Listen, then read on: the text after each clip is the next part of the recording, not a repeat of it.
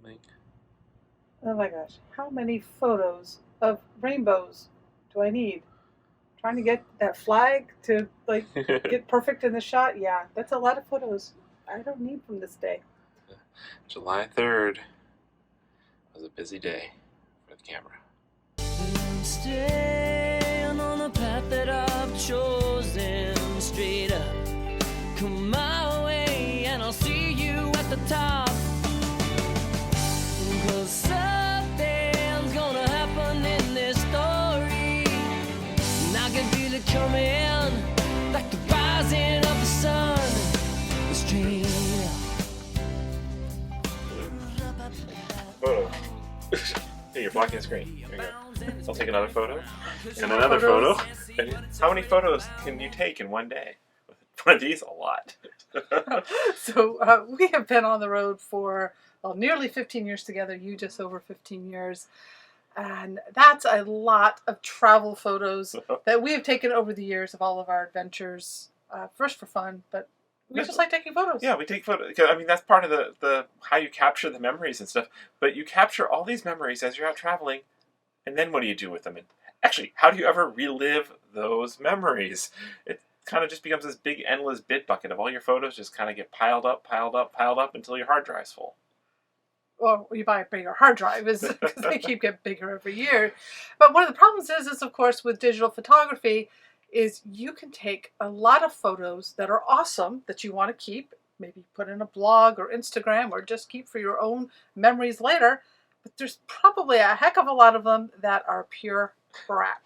The blurry sunrise, the fireworks that you try to capture endlessly and caught like just smoke everywhere, or pictures of your pockets.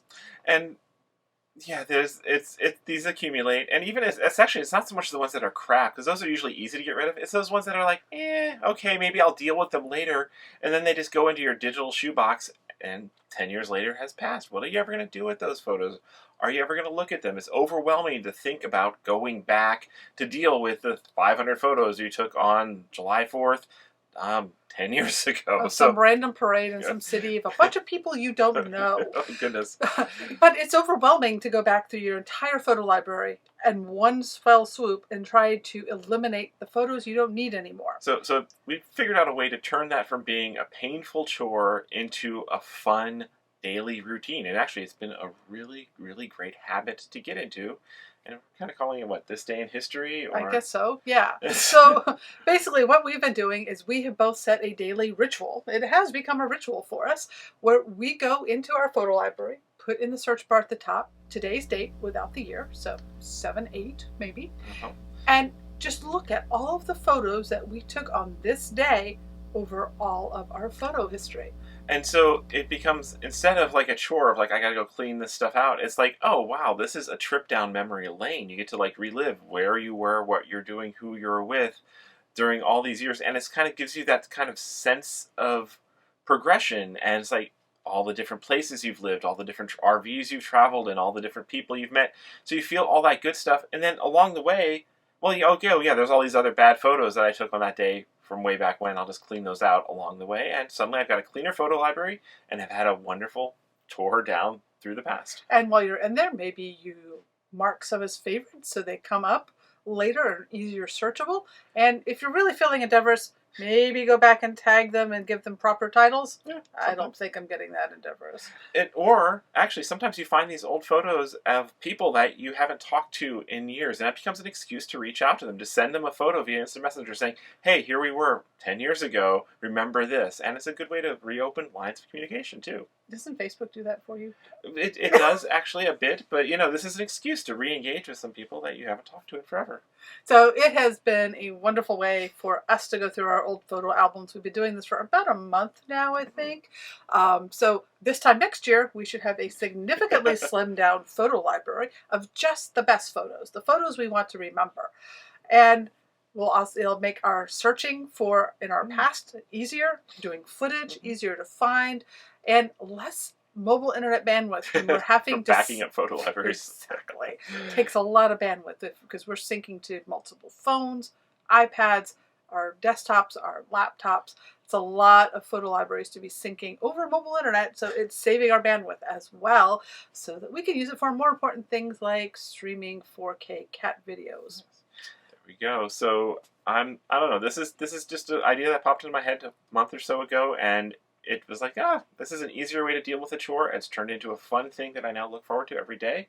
It's become the same for you, Yes. and we recommend it. It's a way to make your old library approachable. Yes, just try to get some consistency though. I have made a rule: I don't delete any cat photos. Never delete cat photos. Unless they're super blurry. Yeah, the really Maybe. blurry ones, maybe, or the ones of her butt. But also, we don't try to delete memories of important people in our lives Of who have course not. passed. But there's sometimes when you've taken 600 photos of a sunset trying to get that perfect shot, you really don't need all 600 shots that you took that evening. And one other tip that, at least for me, because sometimes I can't decide which one of these 10 sunset shots is the one I want to pick to make my favorite, I'll only delete 2. And I figure I'll circle back around next year and get rid of another 2. And so I don't get delayed. I'm just doing this as a quick chore, not I need to pick the ultimate best photo ever of sunset number 653 6 years ago.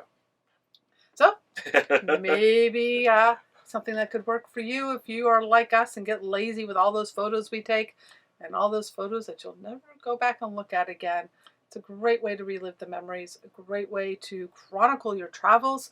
We had a lot of fun, especially on this past 4th of July, just reminiscing about all the different places that we've been in our different RVs. 12 different states we counted? I think so. It's like, first 2007 when our first 4th of July together was on the Black Rock Desert, going out to 4th of July and helping set up the bandwidth from going up to Alaska in 2015 with a bunch of our RVing friends. Small town little parades in Michigan one year, and doing nonstop air shows on the banks of the Mississippi in St. Louis in front of the Arch.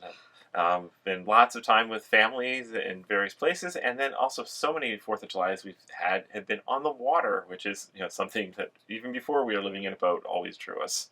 So have fun exploring down memory lane. Hopefully you find some fun memories and go create some new ones too, so you can delete those 10 years from now. You gonna take a photo of this? Yeah, there. I'll delete this next year. Okay. There we go. We create these videos just for fun, and we love having you along for the ride. If you like this video, give us a thumbs up, leave a comment, or if you haven't already, subscribe to the channel. See you next time.